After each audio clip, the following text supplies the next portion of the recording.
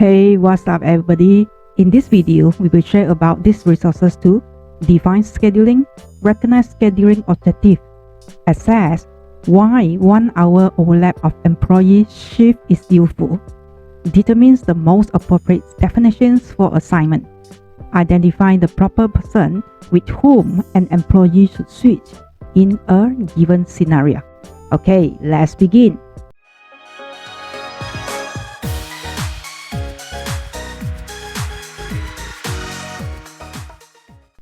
Tim is the owner and manager of a bike shop. He sells and fixes bikes. He has 2 employees to help him out with his shop. Because Tim has employees, he needs to manage their schedule. The process of arranging the times that each employee is going to work is called scheduling. Tim only has 2 employees to consider, so he is able to manage the scheduling himself. He knows the employees very well, so he knows which schedule works best for each employee. In larger company, you will find that there is one dedicated person doing the scheduling. Arranging people's schedule is actually a bit more complicated than it sounds.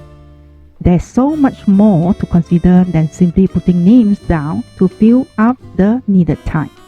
Let's dig deeper into Tim's brain as he does his scheduling. What does he think about? What does he want to accomplish? What are his objectives? Tim thinks about his 2 employees, and he thinks about the hour that he wants his shop to be open. He makes a mental list of his objectives. First, make sure that someone is always at the store during business hour. Second, make sure that schedule does not interfere with his employees' other obligations. Third, have a backup schedule in case of emergency. The first and foremost objectives that teams want to accomplish is to make sure that someone is always at the store during business hour. Teams' 2 employees work out perfectly because between all of their schedule, they can manage to have someone at the bike shops whenever it is open for business. There's never a time when the bike shop has no employee there during business hour.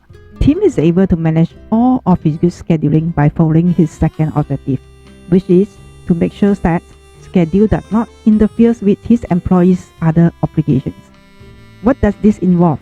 Tim talks to each of his employees to find out what other obligations they may have so he can schedule around them. For example, one employee has a younger sibling that he is in charge after school, so he can only work until 3. After that, he needs to go and pick up his younger sibling up from school. This is why Tim needs 2 employees. The first employee is at the shop from 10 to 3 every Monday through Friday. The second employee is there from 2 to 8 when the shop closes, Monday through Friday. Tim is there on the weekend. The 1 hour overlap is there to make sure that the employee can see each other before one leaves and the other takes over. The employees can talk to each other about what still needs to be done or what has happened. To make sure that the employees get to the shop on time and stay for their allotted time, Tim hands out assignments. An assignment is a task or job assigned to a person. It is like the homework you get. You have to do something by a certain time. When an assignment is given as part of scheduling, it means you have to be somewhere at a certain time. This is just like school. School starts at a certain time and ends at a certain time. This is the same with a schedule assignment for work. You have to be there at certain time and stay there until your assignment is over. So when Tim hands the first employee his assignment of work from 10 a.m. to 3 p.m. Monday to Friday, it means that his first employee needs to be at the shop at 10 a.m. and has to stay until 3 p.m. Monday through Friday. Tim's scheduling seems to be working out great. His employees are coming to their shift on time. and there's always someone at the shop. But one day, Tim get a call from one of his employees. It's the one that worked in the afternoon.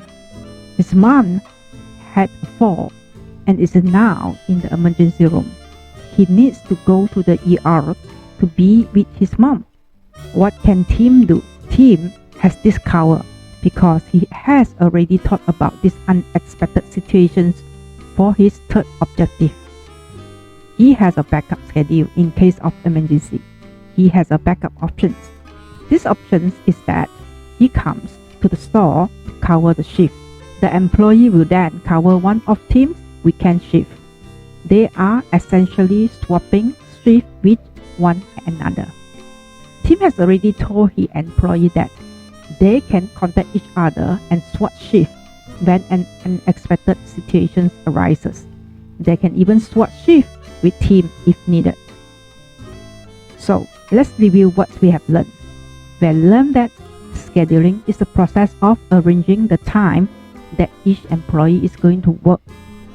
An assignment is a task or a job assigned to a person. The first and most important objective of scheduling is to make sure that there will be always employee available during business hour.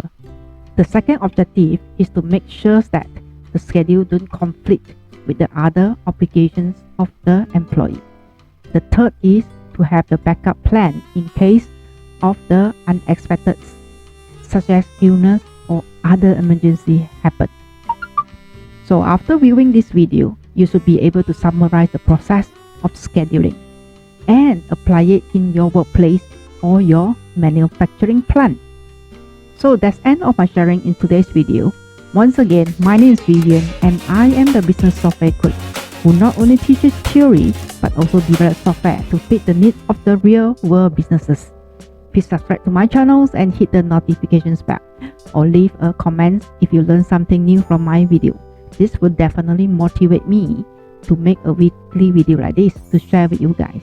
Okay, that's all for today, and I see you in my next video.